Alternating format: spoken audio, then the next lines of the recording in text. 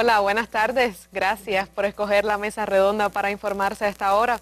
Hoy lunes, comenzando la semana, le informaremos sobre dos temas candentes de los acontecimientos internacionales. Primero, España. Por fin Rajoy le ha dado la cara a los congresistas de su país para explicar cómo el caso de corrupción lo ha salpicado y han denunciado que él recibió también sobresueldos. En un segundo momento intentaremos comprender más de lo que está sucediendo en Egipto, un país que hace ya tiempo no vive en paz. También tendremos, como es habitual, la sección La Esquina con el periodista Reinaldo de Ladrí. Ya usted lo conoce, para la ampliación, el análisis, la profundidad, escuchar de los que saben sobre estos temas. Quédese con nosotros durante la próxima hora. Hoy en la mesa redonda. Yo les aseguro que esperaré a que concluya el proceso judicial en la confianza de que al final ni a mí ni a mi partido se nos podrá atribuir ninguna actividad ilícita. Según las informaciones vertidas en las últimas semanas por varios diarios españoles, Luis Bárcenas, actualmente en prisión, habría sido el responsable de unos pagos fraudulentos a varios miembros del Partido Popular durante varios años. Los partidarios pro Mursi marcharon gritando consignas a favor del depuesto presidente y levantando pancartas con su foto. Bueno, ya usted lo ha visto, algunos de los trabajos que estaremos mostrando en nuestra mesa sobre estos temas de gran importancia, pero como es habitual comenzamos con la noticia del día, que hoy tiene que ver con que los cancilleres del Mercado Común del Sur, Mercosur, se han reunido en Nueva York y para varios temas en la ONU. A la ONU estarán llevando varios asuntos. Ya es una noticia de gran importancia que Argentina asume la presidencia del Consejo de Seguridad, pero hoy los cancilleres han llevado a la ONU una protesta oficial por el espionaje masivo estadounidense al mundo. Veamos cómo lo contó Telesur.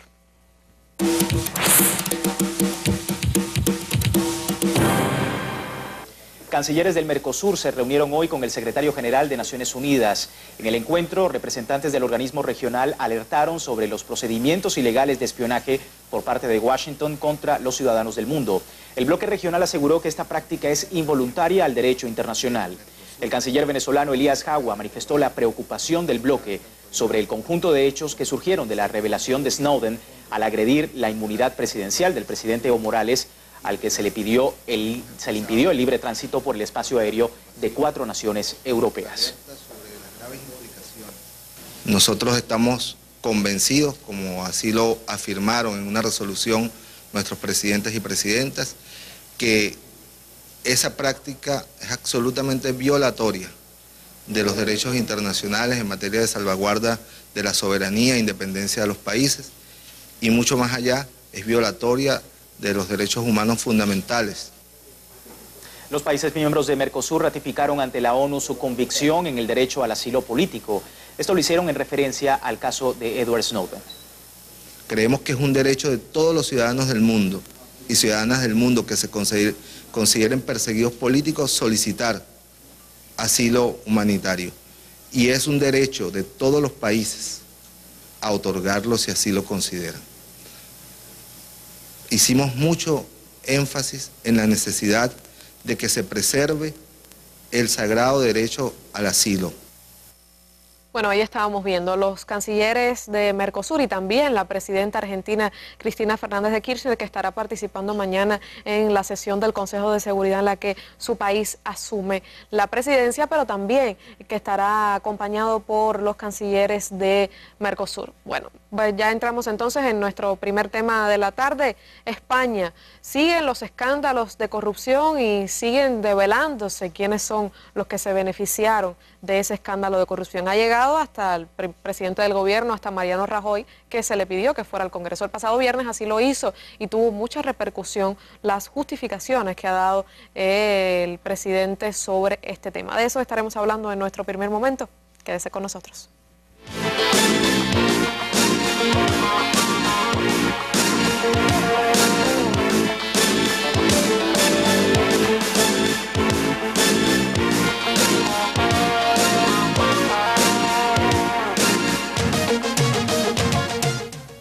Bueno, Bueno, y para ampliarnos sobre este tema, actualizarnos y tratar de develar un poco de esta compleja trama de corrupción, estará con nosotros, como es habitual ya en estos temas, Elsa Claro. Buenas noches, analista de temas internacionales, gracias por estar con nosotros. Pero antes de comenzar el diálogo y hacerle algunas preguntas sobre lo que probablemente usted, si ha seguido la noticia también, se está preguntando, veamos un resumen que preparó la cadena Euronews precisamente sobre lo que sucedió durante esta comparecencia en el Congreso de Mariano Rajoy.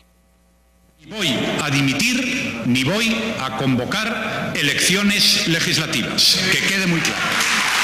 Así de contundente se ha mostrado el presidente del gobierno español en su primera y esperada comparecencia en el Parlamento sobre el caso Bárcenas. Mariano Rajoy ha dicho que su única culpa ha sido la de confiar en quien no lo merecía y que ni se ha llevado una doble contabilidad ni se oculta ningún delito. Afirmaciones que provocaron la crítica inmediata de la oposición. No se ha comportado como el presidente del gobierno de un país en crisis, no.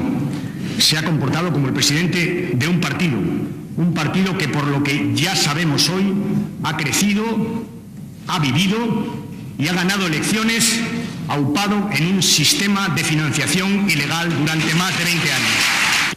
Rubalcaba ha sido muy crítico con el comportamiento del jefe del Ejecutivo en los últimos meses, sobre todo desde que se conocieron los mensajes de intercambio con el extesorero del Partido Popular, cuando ya se conocían las cuentas que tenía en Suiza. Según las informaciones vertidas en las últimas semanas por varios diarios españoles, Luis Bárcenas, actualmente en prisión, habría sido el responsable de unos pagos fraudulentos a varios miembros del Partido Popular durante varios años. Y el responsable de estos pagos de sobresueldos, el que llevaba esa contabilidad B, como ya sabe que bueno, está preso y está en un proceso judicial, pues está hablando y está contando muchas cosas y está mostrando también muchas pruebas y lo ha revelado a la prensa española. Pero lo que es más importante, mientras llega a las élites, a varias personas de la élite gobernante del Partido Popular, lo más serio en este momento de esta noticia es el hecho de cuánto nivel de implicación tiene, de acuerdo con las pruebas que ha ofrecido Bárcenas, el presidente del gobierno, Mariano Rajoy. Elsa, ¿cuáles son los niveles de implicación del presidente del PP? Bueno, a juzgar por todo lo que se ha dado a conocer, las implicaciones son absolutamente totales, tanto por parte de Rajoy como por otros altos personeros, actuantes hoy o actuantes en otros momentos, porque recordemos que esto es una trama que viene desenvolviéndose desde hace al menos 20 años. Es decir, no es un problema nuevo, es algo que se viene heredando desde hace rato. Algo además que tiene antecedentes realmente funestos y que a pesar de que Rajoy haya intentado desembarazarse de su responsabilidad ante el Congreso, no es posible ocultar las realidades que son tan patentes que la ha publicado toda la propia prensa española, incluyendo los periódicos de la derecha. Los periódicos más conservadores no han podido omitir realidades que están en el día a día. Por ejemplo, entre los antecedentes que se manejan, él dice que no es culpable y que él es tan inocente que creyó en un... pobrecito el presidente de un país que cree en alguien así. Pero se sabe que el Partido Popular, incluyendo a Rajoy, conocían de este problema de los 40 a 48 millones de euros que tenía Bárcenas en cuentas en Suiza, lo sabían desde octubre o noviembre del 2012. No se enteraron ahora en el proceso en este año, lo sabían desde finales del año pasado. Pero además, cuando ya Bárcenas logró maniobrar de manera tal que al menos durante 8 o 9 meses se detuvo el flujo de esa información, es decir, la Federación Helvética la Fiscalía Helvética no envió hacia España esa información que ya ellos habían decidido, los suizos, ¿no? Habían decidido mandar, no la mandaron debido a determinadas coyunturas legislativas que había movido el propio Bárcenas o sus asociados dentro del aparato judicial, aquellos que son afines al PP. Bien, no obstante, llega un momento en que eso no se puede mantener de forma indefinida y llegan, a principios de año, llega la información de Suiza y se conoce. Rajoy dice que él había confiado en un inocente y que él le quita esa confianza a partir del momento en que sabe que tiene ese dinero guardado en el exterior. Pero ellos se comunicaron en mensajes de texto. De eso te iba a contar, que después que es conocido de manera pública, que está en todos los diarios, esa información, todavía hay mensajes de texto enviados del móvil de Rajoy, eso está registrado, hacia el móvil de Bárcenas en la cárcel, sé fuerte, mantente firme, estoy contigo, etcétera. Una complicidad. Por supuesto, es una complicidad porque en definitiva Rajoy, en el propio Congreso ahora en su comparecencia, que él trató de evitar por todos los medios, y solamente a través de las presiones, él acude porque el PSOE lo amenazó con una moción de censura, moción de censura que a lo mejor nunca llega a efectuarse, pero bajo amenaza. ¿Qué podría significar esa moción de censura? Esa moción de censura se puede presentar, pero no va a tener la mayoría legislativa requerida, porque la mayoría está en manos del partido. ¿Para qué? Requerida para cambiar el gobierno, pues sea para revocar el mandato de Rajoy o para que alguien del propio Partido Popular lo sustituya en el cargo, porque esa es otra cosa. A lo mejor va y todavía esto no ha concluido, a lo mejor en el tramo que queda pudiera ser que se lograran, los partidos en la oposición lograran que quitaran a Rajoy, que se viera forzado a renunciar, pero eso no quiere decir que acabaría el gobierno del Partido Popular.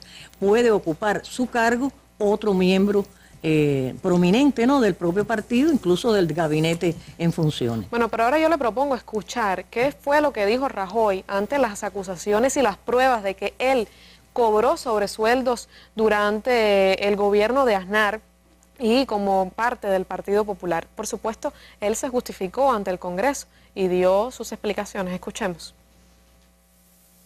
Y ese ha sido todo mi papel en esta historia. ¿Me equivoqué al confiar en una persona inadecuada? Sí. Cometí el error de creer a un falso inocente, pero no el delito de encubrir a un presunto culpable. Yo les aseguro que esperaré a que concluya el proceso judicial en la confianza de que al final ni a mí ni a mi partido se nos podrá atribuir ninguna actividad ilícita. Bueno, ya ahí ustedes estaban escuchando lo que dice Rajoy. Será una cosa lo que pasa en los tribunales, pero en los medios sí está muy claro que el Partido Popular es culpable y la sociedad española lo está viendo. ¿Saldrá ileso Mariano Rajoy de toda esta historia? Pudiera ser que salga ileso porque todos los delitos prescriben. De acuerdo con las leyes españolas, pudiera ocurrir, por ejemplo, que si este proceso se demora, se dilata, puede concluir disolviéndose virtualmente en la nada. Pero es tan falso lo que dice Rajoy como que, por ejemplo, la democión del juez Baltasar Garzón, democión que no solamente que le costara su puesto en la Audiencia Nacional, sino que le prohibieran ejercer en todo el territorio español y por eso está viviendo fuera del país. Eso ocurre precisamente por esta misma trama que tiene su antecedente en el caso Gürtel y tendría otro antecedente más en un caso que se da al principio mismo del gobierno de José María Aznar. Aznar, claro, era un político mucho más hábil de lo que es Rajoy y desde el primer momento, además estaba fresco, no estaba contaminado todavía por una serie de acontecimientos y le emprendió de inmediato la contraofensiva y aquello no pasó a mayores. Pero ya había una trama de corrupción en el año 90, cuando asume, en 1990, cuando José María Aznar estaba en el gobierno. Desde allá vienen las cosas. Lo que pasa es que como esas famosas bolas de nieve que comienzan pequeñitas y van tomando tamaño, esto fue ocurriendo. Si ellos no tuvieran temor ninguno, si ellos no tuvieran culpabilidad ninguna, no se hubieran cruzado los mensajes, las llamadas telefónicas, etcétera, que hubo en aquella otra etapa.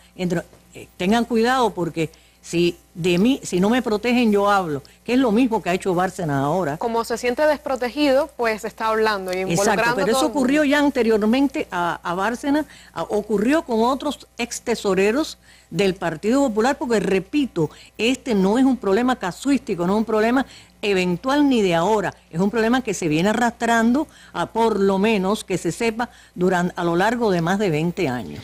Entonces, Ahora, tranquilamente, Rajoy dice que ni él ni su partido, sí, él personalmente, porque él admitió en esa misma intervención ante el Congreso que sí había cobrado sobresueldo. Lo único que se justifica diciendo que eso está amparado en su trabajo y cosas por el estilo, y que eso se hace en todo el mundo. ¿Qué significa cobrar sobresueldo? Porque a veces hablamos de que están involucrados en una trama de corrupción y no hablamos con claridad qué significa eso. ¿Por qué es ilegal en España cobrar sobresueldo? Por ejemplo, el hecho de que Bárcenas tenía 48 millones de euros en Suiza sin declarar. No, pero eso es absolutamente anormal, porque ese dinero, en primer término, no se sabe dónde él lo sacó. Del único lugar donde puede haberlo sacado es del dinero que manejaba del Partido Popular. ¿Y de dónde procedía ese dinero? Procedía de empresarios que hacían donativos al Partido Popular, no a un fulano específico, sino al Partido Popular, buscando que las autoridades, una vez ya en el poder, les dieran determinadas prebendas, concesiones de construcciones o de X o Y cosas para obtener beneficios personales. Es por eso que hacían este hombre, Bárcenas, no puede haber acumulado 48 millones de euros. Con su más honesto trabajo. Por supuesto que no. Y además, sí, y otra cosa, tienen que haber estado por fuerza involucradas otras personas. No solamente, la cantidad es demasiado grande. Bueno, el delito menor que él tiene es que no declaró la existencia de ese patrimonio fuera del país, como corresponde de acuerdo con las leyes, que tenía que haber ante el fisco, él tenía que haber pagado sus impuestos por la tenencia de ese dinero, lo que claro, no lo declara, porque entonces hubiera declarado que tiene ese dinero de manera ilícita, porque la procedencia, cuando tú vas a pagar al fisco tienes que decir de dónde procede aquello que estás declarando, y en este caso no lo podía hacer. Años y años. Pero hay, aparte de la cantidad esa de dinero, que te repito, tiene que haber involucrado a otras personas para que él hubiera logrado eso, hay otra serie de acciones que emprendió el Partido Popular tratando de obstaculizar el curso normal de la justicia. Y si se empezó por quitar de en medio a Baltasar Garzón, después estuvieron presionando sucesivamente a los jueces que se han encargado del caso. Lo que ocurre es que esto ha saltado porque, por un lado, por ejemplo, Izquierda Unida presentó una querella judicial cuando vio que las cosas se estaban amañando de una manera tan sucia y tan obvia, tan evidente, que estaban escamoteando la realidad. De eso se trata. Volvemos a los sobresueldos para responderte bien la pregunta. Cada personaje de esto, lo mismo antes de ocupar un cargo en el gobierno que después, les corresponde un salario en función de aquello que realiza. Se le llama sobresueldo a todo aquello que adquiere por encima de aquel salario. Bueno, sabemos que por cuestiones representativas hay muchos cargos que requieren de un pago adicional. Lo que ocurre es que no se puede, que eso tiene sus límites y tiene que tener un origen limpio también, que no es el caso.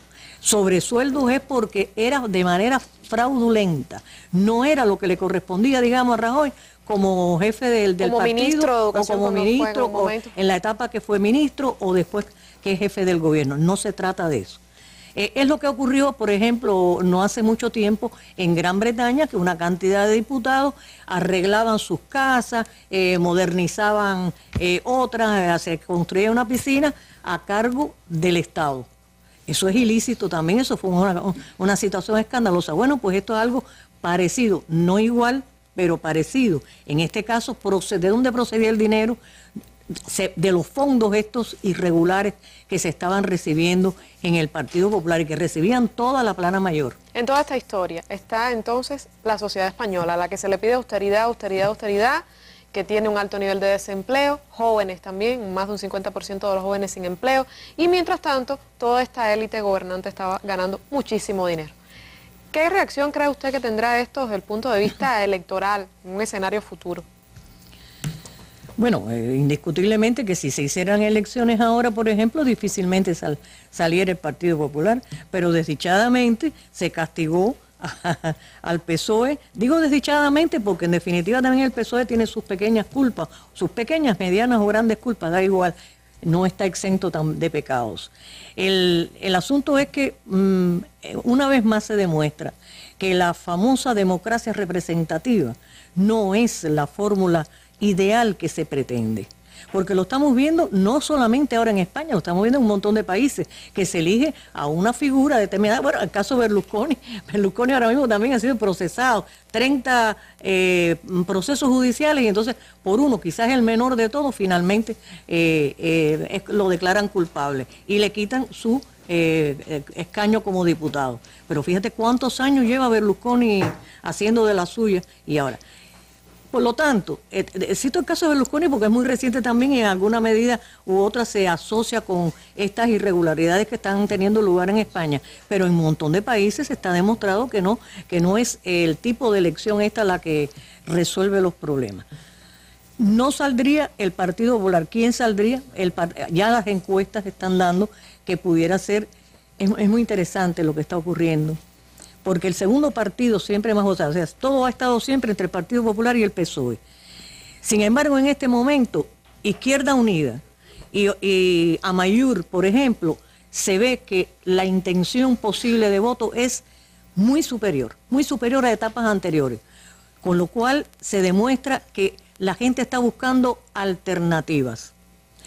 Hay que ver también en qué paran las manifestaciones populares que están teniendo lugar en España. La sociedad española, tú tienes mucha experiencia en esos años, ya tiempo manifestándose en la calle por descontento popular. Exacto, lo único que le falta a esas fuerzas que se han estado manifestando es organicidad, representatividad también. Ha habido intentos de crear partidos a partir de movimientos indignados, por ejemplo, pero eso todavía está un poco en terreno resbaladizo. Desde el punto de vista institucional no hay alternativa. Entonces, que tenga que ver con estos movimientos sociales. Pudiera ver si, por ejemplo... ¿Cree, por ejemplo, Izquierda Unida? Estoy improvisando. Te iba a decir una asociación, no sé, entre Izquierda Unida y Amaiur, por citar un caso, por citar a dos agrupaciones de izquierda que tienen programas contrarios al programa neoliberal, que es el que se está aplicando en toda Europa, y que pudiera sacar a España o a cualquier otro país, pudiera sacarlo de la situación en que se encuentra y elevar de nuevo el nivel de vida a la gente. Gente que está sumamente irritada porque ahora, por ejemplo, el FMI, encima de todo lo que han pasado y en medio de esta catástrofe de índole moral y económica, el FMI está proponiendo más rebajas de salario, más recortes todavía de los que ya se han hecho, que son demasiados. Más problemas para la sociedad española. Exactamente.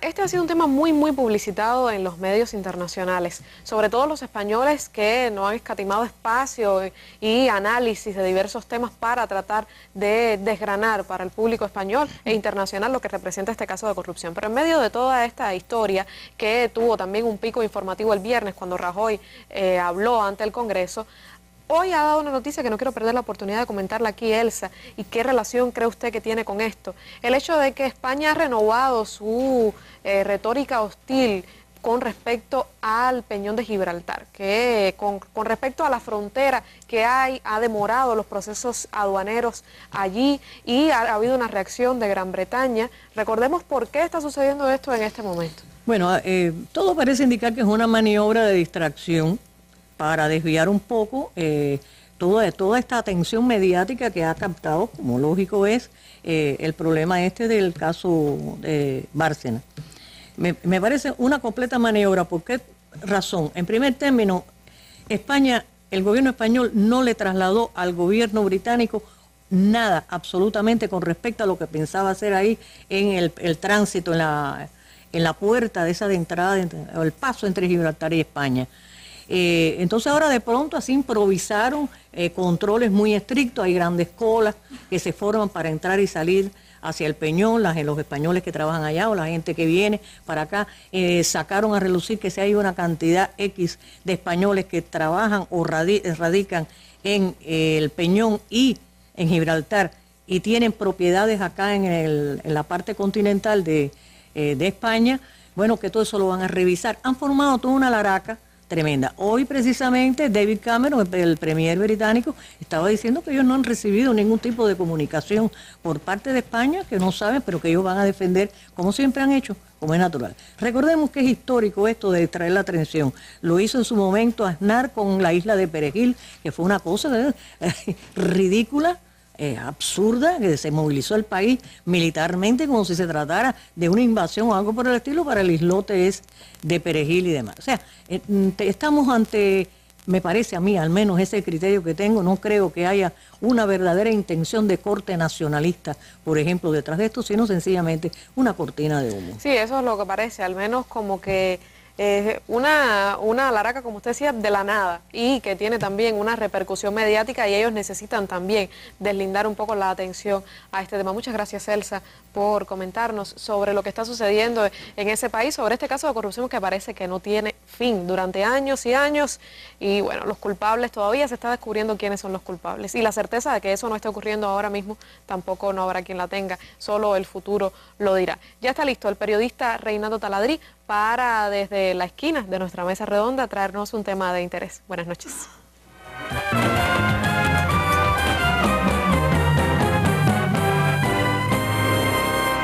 Efectivamente, estamos aquí en la esquina y hoy les traigo un tema que, aunque ha comenzado por Estados Unidos, cuántas cosas han comenzado ahí y después se han convertido en pandemias universales, no sería la primera. Están viendo atrás un poco el tema, drogas, alcohol y... ¿de qué les hablo? Primero déjenme presentarle y compartir con ustedes una estadística oficial, vamos a verla en pantalla. De acuerdo al Instituto Nacional de Abusos de Drogas de los Estados Unidos, más de 1 millón de personas son violadas sexualmente cada año en los Estados Unidos después de haber sido drogadas sin su consentimiento a través de sus bebidas. Y por aquí viene lo nuevo. ¿De qué estamos hablando? Bien, se los voy a explicar. Usted llega a un bar, generalmente son mujeres, aunque no exclusivamente mujeres.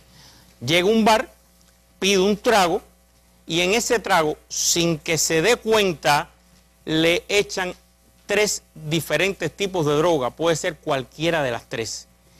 Esas drogas, ¿cómo se llaman? Vamos a verla en pantalla. GHB, ketamina y rohypnol. Las 3 son incoloras, o sea, una vez que se lo echan en el trago no dejan rastro, no huelen a nada, el trago huele igual y no tienen ningún sabor, o sea, el sabor del trago se mantiene siendo el mismo. Por tanto, eso es importante. ¿Qué hacen estas drogas una vez que están en el trago y se lo toman? Bueno, al respecto consulté con el doctor Ricardo González, una de las máximas autoridades en todo nuestro hemisferio, jefe del Departamento de Adicciones del Hospital Psiquiátrico de La Habana, que ustedes lo conocen, lo han visto en muchos programas, incluyendo en Pasaje a lo Desconocido, hablando del tema. Le consulté y me explicó lo siguiente, que algunas de ellas vienen de anestésicos muy poderosos y trabajan sobre una parte del cerebro, escuchen esto, que neutraliza, elimina su voluntad, la voluntad de usted como ser humano. ¿Qué quiere decir? A una mujer le echan la droga. La mujer no pierde el conocimiento. Escuchen esto, ella no pierde el conocimiento, está mirando, es violada, pero no tiene capacidad de reaccionar. No reacciona, no puede defenderse, está anulada la parte del cerebro que provoca ese tipo de conducta. Eso es lo que provoca esta droga. Como viene de poderosos anestésicos, una vez que es violada y pasa un cierto tiempo, cae en una especie de coma profunda, sueño profundo, y al despertar no recuerda nada. Es así como funcionan estas 3 drogas. ¿Y qué ha provocado esto? Esta estadística de 1 millón de personas, que es del Instituto Nacional de Abuso sobre Drogas de Estados Unidos, una institución oficial. Todo el mundo considera que es una estadística inexacta, porque hay muchas mujeres, sobre todo, que por vergüenza, a la mañana siguiente o el día siguiente, no hacen la denuncia. En primer lugar, porque no recuerdan qué fue. Sabe que fueron a un bar y aparecieron en algún lugar, pero no recuerdan. Y por vergüenza, por alguna otra razón, no hacen la denuncia. Ahora, ¿qué ha provocado esto? Estamos hablando de más de 1 millón de personas y todo el mundo dice que son muchas más. Esto tiene unas consecuencias tales, está avanzando tanto, que ya una compañía radicada en el estado de Massachusetts, específicamente en la ciudad de Boston, ha sacado al mercado un producto que les voy a enseñar y voy a compartir con ustedes en pantalla. Vamos a verlo. Aquí están. Absorbente, un vaso plástico y un vaso de trago. ¿Lo ven, verdad? Safe quiere decir seguro. Unsafe, inseguro. Déjenlo ahí en pantalla un minutico. Este es el trago normal. Dice safe, ¿verdad? Pero si usted va al bar con el vaso de esta compañía, Si le echan a su bebida cualquiera de los 3 productos, inmediatamente aparecen las rayitas rojas en el vaso. Y eso quiere decir que le han echado el producto y usted se da cuenta. Vamos a verlo en los otros que están también. Ahí está, un envase plástico también, porque puede ser algún hielo, puede ser cualquier cosa que le echen. Ahí está, aparece. E incluso, si vamos a la primera de las imágenes, hasta con absorbentes, han fabricado un absorbente que hace el efecto. Si usted toma con el absorbente, véanlo arriba, si está tomando un absorbente de algo que no lo tiene, el absorbente está blanco igual, pero si tiene cualquiera de estas 3 drogas, ahí está en rojo, se colorea inmediatamente el absorbente. Hasta aquí este inédito hecho. Es nuevo, relativamente, lleva algunos años ya, se extenderá como una pandemia, pero las preguntas que mucha gente se hace son las siguientes. Primero, ¿de dónde salen estas drogas? ¿Están en una farmacia? ¿Están en la esquina? ¿Usted las puede comprar donde quiera? Evidentemente que no. Segundo, ¿quién sabe cómo mezclar y cómo hacer estas mezclas? Hay que ser químico, hay que ser especialista. Y tercero, hay quien dice que en realidad son algunas grandes corporaciones que como un subproducto para aumentar las ganancias dejan que esto pase, se hacen de la vista gorda. No es que exista un caso, no es que exista todavía la evidencia, pero las 2 primeras preguntas llevan con mucha razón a que algunos se hagan la tercera. Hasta aquí estos hechos, hasta aquí esta situación inédita, que ojalá no se convierta en una pandemia mundial, pero ya la conocen, aquí la tienen y como siempre les pido al final, saca usted sus propias conclusiones. Termino la esquina y regreso a la mesa.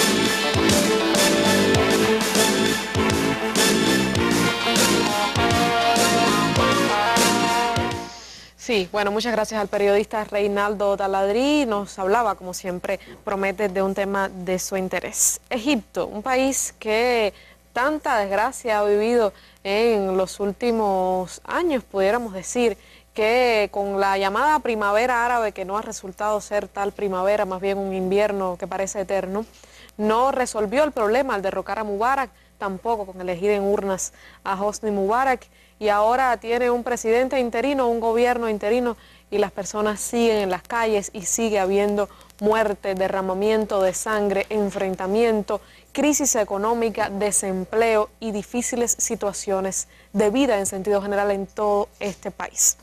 Para tratar de explicarnos qué está sucediendo en Egipto, por qué se enfrenta a ese pueblo que a veces parece que se están enfrentando unos contra otros, cuáles son los intereses que se mueven y cuál es el papel de Estados Unidos en toda esta historia. Para comentarnos sobre eso está con nosotros Ulises Canales. Buenas noches. Buenas noches. Gracias por estar con nosotros, periodista de Prensa Latina y experto en estos temas. Pero antes de empezar el diálogo, veamos la noticia del día sobre este tema. Miles de partidarios del depuesto presidente egipcio Mohamed Morsi marcharon por el centro del Cairo exigiendo se reincorpore y denunciando a los generales que participaron en su derrocamiento. Los partidarios pro-Morsi marcharon gritando consignas a favor del depuesto presidente y levantando pancartas con su foto. La protesta tuvo lugar mientras 2 senadores de los Estados Unidos visitaban el Cairo para reunirse con miembros del nuevo gobierno y la oposición en un intento de encontrar una solución política al conflicto. Una serie de ataques con bomba causaron graves daños en 2 santuarios islámicos en la península del Sinaí, al noreste de la capital, El Cairo. El hecho ocurrió la noche de este domingo en las ciudades de Bir el Abid y El Magara.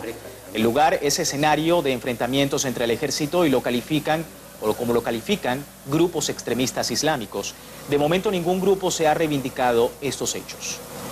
Decía Elsa, claro, en el momento anterior, cuando hablábamos del caso de corrupción en España, que en el caso de España la democracia representativa demostraba que no era la vía, ya que al final el pueblo español no se veía representado en sus líderes, en sus jefes políticos.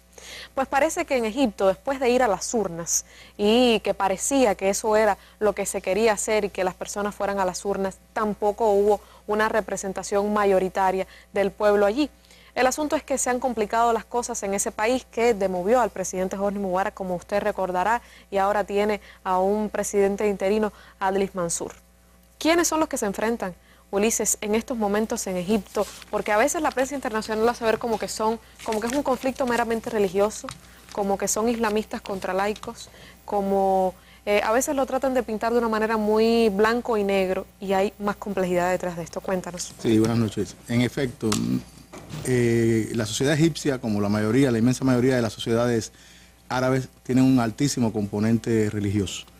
Es indiscutible, pero esto no quita para poder hacer un análisis mucho más profundo y entender que lo que se está viviendo ahora en Egipto es un enfrentamiento, digamos, entre, diría yo, los dos sectores históricamente más sólidos que ha tenido ese país. Para esto tendríamos que remontarnos brevemente a lo que ha pasado en los últimos 2 años y medio. En enero de 2011, una revuelta popular, legítimamente popular, pero sin un liderazgo único, con mucha espontaneidad, incluso hay que ser así, analista y reconocer lo que es así, derroca a Mubarak. Cuando se da todo este proceso, lo que llega al año 2012 para las elecciones presidenciales, lo que termina como finalista en la segunda vuelta de las elecciones son los dos proyectos, te decía, más sólidos, que es el sector pro Mubarak, que sigue a contrapelo tratando de defender sus intereses, y toda la estructura, todo el andamiaje que durante años de ilegalidad pudo lograr estructurar en las bases sociales la hermandad musulmana. Es decir, el Islam político, por llamarlo de alguna forma, que había estado acallado, pisoteado por los gobiernos, en este caso de Mubarak, con el beneplácito de gobiernos occidentales que veían al Islam político no solamente en Egipto, sino en otros países del área como una amenaza y virtuales terroristas. Y por otro lado, el proyecto Mubarak le hace, en este caso, la burguesía laica, liberal, y al mismo tiempo el ejército, que tiene un altísimo componente en la sociedad egipcia. Yo quisiera aprovechar para decir esto porque hay mucho debate entre si fue o no fue golpe de Estado. No es a la usanza que estamos acostumbrados quizás a verlo en América Latina, pero no se puede perder de vista que en la historia reciente, y estoy hablando de los últimos 40 años en Egipto, la política ha estado dirigida por militares. Léase Gamal Abdel Nasser en los años 50, léase después Sadat, Anwar el-Sadat, que fue asesinado en el año 81, y léase Hosni Mubarak, que también venía del ejército y que asumió el poder tras la muerte de Sadat. A raíz del derrocamiento de Mubarak, incluso quien asume las riendas políticas de ese país es el Consejo Supremo de las Fuerzas Armadas, que es una dependencia, digamos, del ejército. Y ahora también los militares fueron los que derrocaron a Mubarak. Por eso, o sea, no es nuevo en Egipto que los militares intercedan o interfieran en la política, bien con la solicitud de un sector amplio de la población, como se ha hecho presentar ahora, o bien a pedido de una burguesía que se sintió desplazada al caer Mubarak y entrar en juego en la escena política con más fuerza la hermandad musulmana, el Islam político.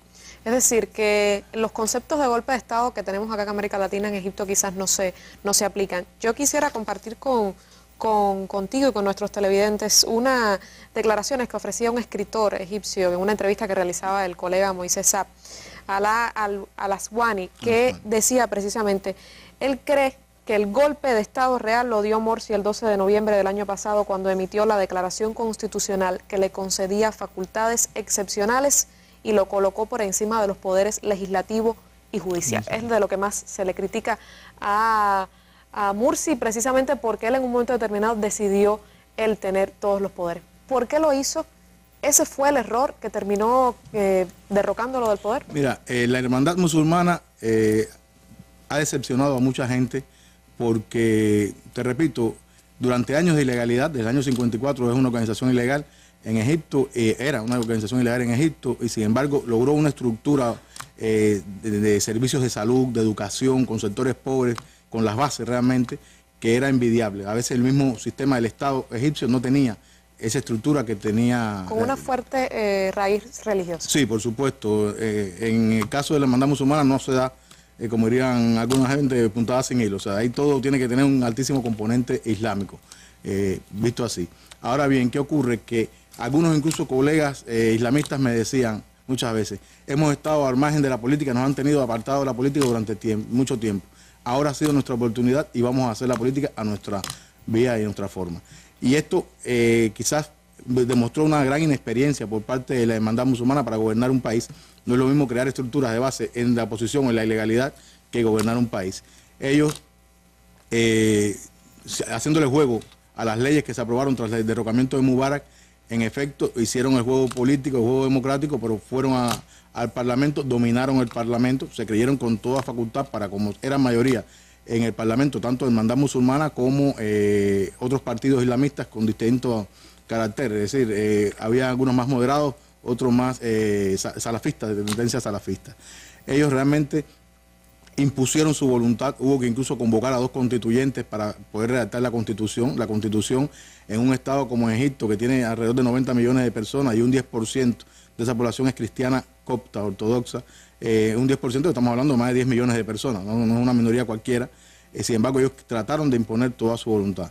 En un país como Egipto, que vivió un proceso nacionalista de liberalización de la mujer en los años 50, 60, tampoco tú puedes pretender llegar y querer islamizar, si se quiere, a una sociedad con tanta cultura liberal.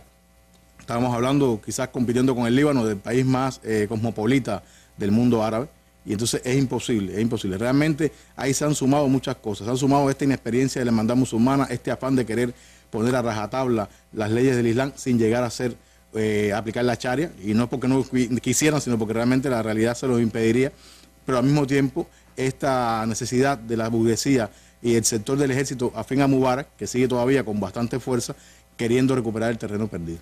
Ahora hay algunas figuras interesantes que están asumiendo en Egipto en este momento. Adlis Mansur, pero a mí me llama mucho la atención el expresidente de la OEA, el Baradei, un hombre que también, a mí me llama la atención que a veces las personas aparecen en los mismos lugares y es muy coincidente. Cuando Irán más se le acusó y se le investigó por el programa nuclear pacífico que desarrollaba, era el Baradei, presidente de la OEA. Una serie de personajes que ahora están en ese gobierno. Y por ahí viene la segunda pregunta también. El papel de Estados Unidos en esta historia. John Kerry, el secretario de Estado norteamericano, ha dicho que los generales depusieron a Morsi para restaurar la democracia. Y además ya están en Egipto 2 congresistas norteamericanos, John McCain y Lindsey Graham. Mientras tanto, parece que ellos están contentos con esta situación, lo cual resulta un poquito sospechoso, ¿no? Bueno, mira, a veces sí resulta sospechoso. Por un lado, no hay que perder de vista el papel que tiene Egipto, que siempre ha tenido Egipto en el Medio Oriente. Estamos hablando del primer país que en el año 79 firma la paz con Israel, el país que asume por encomienda de Estados Unidos el papel de ser el garante de la seguridad del principal aliado de Estados Unidos en el Medio Oriente, que es Israel, el país que tiene frontera, obviamente, con Israel y que además tiene una frontera con el territorio palestino, que es digamos, el elemento neurálgico del conflicto en el Medio Oriente. Entonces todo esto hace que si en enero de 2011 las revueltas populares, la llamada primavera árabe, agarró movido a propios y extraños, eso es innegable, ahora ni Estados Unidos ni Europa, porque también han habido ahora enviados de la Unión Europea, han querido que se les vaya de las manos esta historia. Y no olvidemos que Morsi, aunque es un hombre formado en Estados Unidos, ingeniero formado en Estados Unidos, Morsi es un hombre que está representando un ideal, el del Islam político, que sigue siendo visto con ojeriza por Occidente. Es decir, el Islam político en Egipto, en Túnez, en Libia, en el Golfo, es visto como quizás los padrinos, los tolerantes de cualquier tendencia extremista lindante con el terrorismo. Y en este momento en que Estados Unidos abandera la llamada guerra contra el terrorismo, por supuesto que se apoya en esto para tratar de silenciar a Morsi. Esto por un lado. Por otro lado, pienso que también hay intereses de actores regionales. Entendemos que, sin miedo a decirlo, Arabia Saudita, Qatar, Emiratos Árabes Unidos, son países con una identidad muy clara y muy conocida, incluso no se avergüenzan en decirlo, con Estados Unidos, y que al mismo tiempo ahí sienta también a jugar un poco el elemento confesional de querer mantener a raya determinados gobiernos que no les sean afines a sus intereses no solamente políticos, sino también religiosos. Sin embargo, cuando Morsi en noviembre hizo esta declaración de que él era plenipotenciario, Estados Unidos estuvo callado, quizás a la espera de una situación como la que se dio después. Sí, yo pienso que en efecto fue así. Morsi, una de las cosas que se le critica, y se lo critica incluso la tercera fuerza, por llamarle así, la tercera fuerza política en Egipto, que es, digamos, los sectores liberales, autodenominados liberales, naceristas, de relativamente izquierda, pero muy heterogéneos. Lo que le critican es justamente que al llegar al poder ha hecho que la hermandad musulmana repita los mismos errores que cometió Mubarak, al quererse atribuir poderes sobrenaturales en el sentido de que, bueno, domino por encima del Parlamento, de la Corte Suprema de Constitucionalidad, de todo. Y entonces esto realmente, en una experiencia tan reciente como la que había vivido Egipto con Mubarak, realmente era inaceptable para la gran mayoría. Bueno, Mubarak, décadas en el poder. Luego lo derrocan, una revuelta popular, sale Mursi como presidente del país legítimo a través de las urnas, con un apretado margen, pero finalmente presidente legítimo del país. Lo derrocan. Los militares ahora, al-Sisi derroca al presidente y pone a Adlis Mansur. Parece que esto no se acaba nunca. ¿Cuáles son los escenarios que podrían al menos hacer más sostenible o más estable esta situación en Egipto, que al menos detenga la violencia tan seria que está viviendo este país? 300 muertos en los últimos tiempos, la mayoría de la hermandad musulmana por la persecución política. Exactamente. 300 muertos en los últimos tiempos, como bien decía. Si hacemos un recuento desde enero de 2011 hasta la fecha, vamos por más de 1.200 muertos. Solo en enfrentamientos políticos de tipo civil. Exactamente. Y no olvidemos también enfrentamientos sectarios, que en su momento ha habido intereses de sectores pro-Mubarak y sectores afines incluso a Estados Unidos por incentivar. Sectarios me refiero no solamente entre musulmanes de diferentes tendencias, sino sobre todo entre musulmanes y cristianos coptos en Egipto. Los escenarios, mira, Egipto es un país donde, con mucha ironía, a veces los periodistas ya decíamos que si se salva la economía egipcia, a pesar de la parálisis en que ha caído desde 2011, es porque tiene y tendrá siempre las pirámides, tendrá siempre la esfinge y tendrá siempre los templos de Luxor y Karnak. Y eso, la gente a veces no le importa que haya conflicto y quiere ir a visitarlo. Entonces siempre van a tener una fuente de... El turismo es fundamental. El turismo es fundamental. Pero realmente la economía se ha paralizado, el país está semiparalizado después de que se le perdió el miedo a protestar, salir a las calles bajo el régimen de Mubarak. Ya se protesta con razón y a veces sin razón, por cualquier causa se paraliza el país, se cierran calles, se paraliza una industria y es así.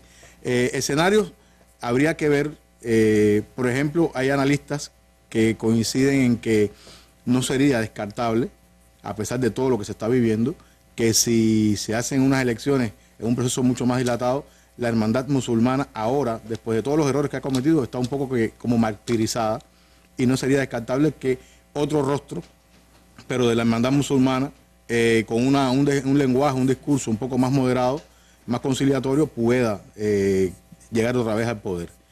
No sería descartable incluso que un parlamento, cuando se vuelva a convocar elecciones legislativas, que forma parte de la hoja de ruta del ejército y del presidente. Disculpa, esto que estás diciendo de que crees que quizás un sector más moderado de la hermandad musulmana pudiera llegar, pero sin embargo en este momento se oponen a que la hermandad musulmana, esa de Mursi, participe en los diálogos transicionales en estos momentos en Egipto. Claro, es que la hermandad musulmana no se puede ver tampoco como un ente monolítico. Dentro de la hermandad musulmana hay sectores incluso juveniles que también participaron, más que la vieja guardia de la hermandad musulmana, participaron en las revueltas contra Mubarak y están por una onda más, digamos, más conciliatoria, menos extremista, menos radical. Menos confrontacional. Menos confrontacional, efectivamente. Esto sería un escenario no descartable, aunque a los ojos de hoy se vería muy remoto, que la hermandad musulmana pudiera mantenerse en el poder con determinados cambios cosméticos, siempre y cuando satisfaga intereses de adentro y de afuera, que veníamos hablando. Hay quien también habla de que podría pasar una especie de situación de crisis a la argelina, como cuando el FIS y el GIA se enfrentaron con el ejército y los servicios secretos argelinos, que fue una guerra de desgaste impredecible en cuanto al tiempo. Y esto no estaría tampoco descartable porque el ejército está con su posición de que quiere resolver por vías pacíficas, pero al mismo tiempo los islamistas están renuentes a ceder terreno siempre y cuando, mientras no se restituya al presidente, que ellos dicen que tienen todo el derecho y toda la legitimidad para hacerlo. Otro posible escenario, yo diría que también está el hecho de que es más preocupante tanto para Estados Unidos, que maneja el lenguaje de la democracia, una dictadura militar. En el caso de que el ejército se afiance en el poder, la situación en el país no tenga otros derroteros y sin embargo tenga que mantenerse los militares ya no como el Consejo Supremo de las Fuerzas Armadas como fue en el año 2011, sino un poco de manera más de mano dura. Y otro escenario que sería el más esperanzador para muchas personas es que se retome el espíritu de Tajarir del año 2011, en el que la tercera fuerza más votada en las elecciones, Hamdin Sabahi, un líder nacerista de izquierda con un discurso progresista, pudiera ser la alternativa intermedia, porque realmente el Baradei está muy desgastado, se le ve como un oportunista. Que es ahora primer ministro, ¿no? Exactamente, vicepresidente. Es vicepresidente en estos momentos y se le ve muy desgastado, pero al mismo tiempo como una figura muy oportunista en términos políticos. Se retiró de las elecciones cuando se imaginaba que podía perder. Exactamente. Nos queda poco tiempo, pero no puedo evitar una curiosidad personal que tengo.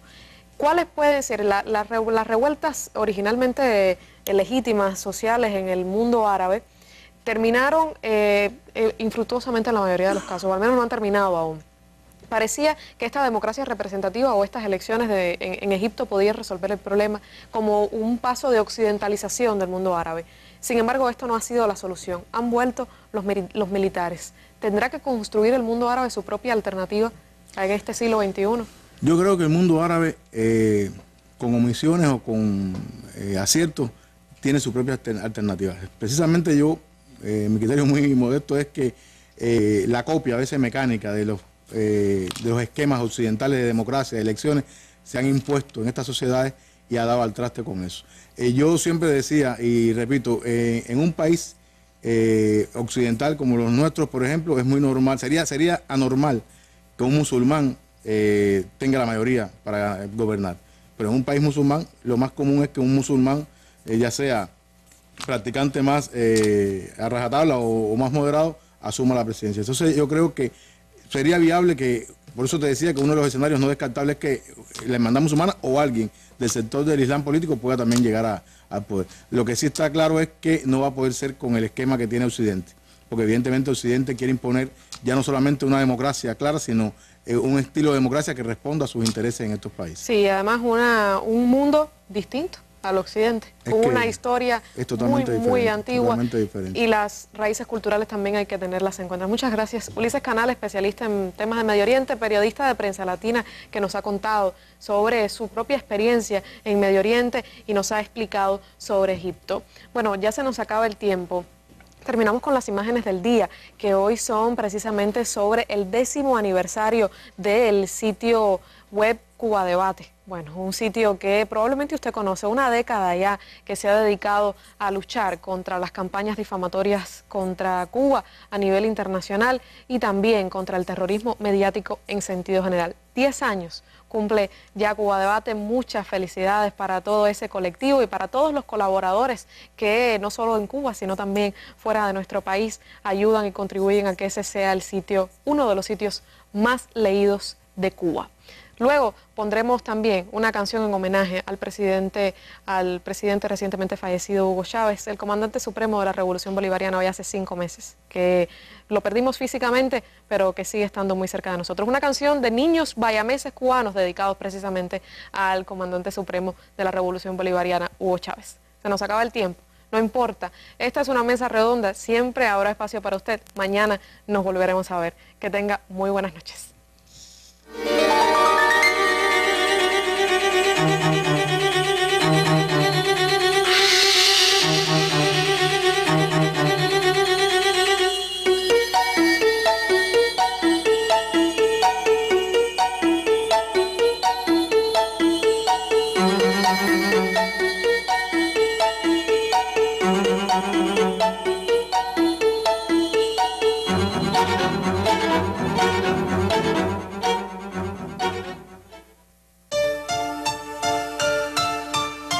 Hoy te juro que daré lo mejor de mí.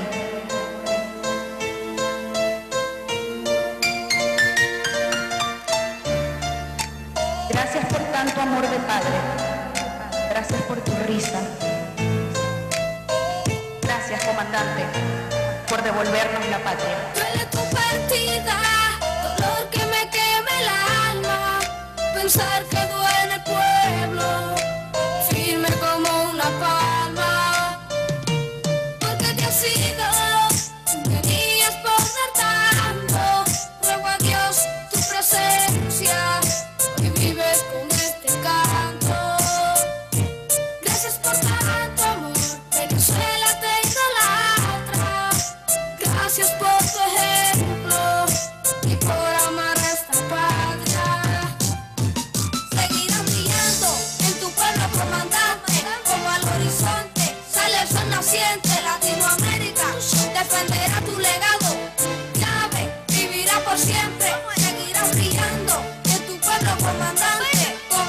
horizonte sale el sol naciente. Latinoamérica defenderá tu legado.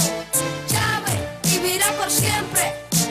Chávez vivirá por siempre. La lucha sigue. Chávez vivirá por siempre. La espada de Bolívar lleva. Chávez vivirá por América siempre. despierta.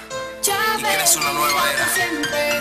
Hombre de pensamiento Chávez gigante. vivirá por siempre. Declama tu pueblo. Chávez vivirá Tu por pueblo siempre. generoso. Chávez vivirá por siempre. Cantando te siguen las huellas. Chávez vivirá por siempre. Seguirás brillando en tu pueblo comandante. Como al horizonte sale el sol naciente. Latinoamérica defenderá tu legado. Chávez vivirá por siempre. Seguirás brillando en tu pueblo comandante. Como al horizonte sale el sol naciente. Latinoamérica defenderá tu legado. Chávez vivirá por siempre. Chávez vivirá por siempre. Ajá. Chávez vivirá por siempre. Directamente. Chávez vivirá por siempre. Chávez vivirá por siempre. Esta es un homenaje. Chávez vivirá por siempre. Comandante Hugo Chávez. Chávez vivirá por siempre. Que Dios te tenga en la gloria. Chávez vivirá por siempre. Siempre vivirá en nuestro corazón. Chávez vivirá por siempre. Hasta siempre, mi amado amor eterno.